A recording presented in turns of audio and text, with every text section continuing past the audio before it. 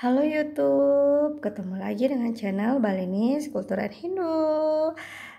Sudah lama ya kita tidak bertemu, saya tidak upload video Banten. Di sini saya akan menyebutkan Banten-Banten apa saja yang saya haturkan di Merajan, karena di Merajan saya kan ada pelinggih rong telu, kemudian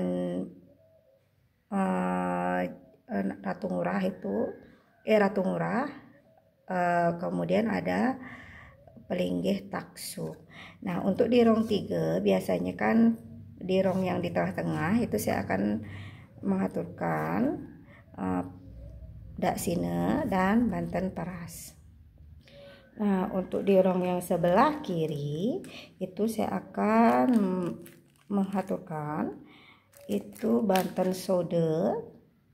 Untuk yang di rong di sebelah kanan saya akan mengaturkan Canang Rake. Dan untuk di pelinggih taksu saya akan mengaturkan Canang Rake juga.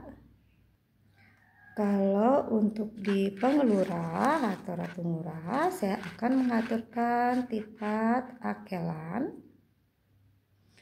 Untuk segahannya di sini saya akan mengaturkan segahan putih kuning dan segahan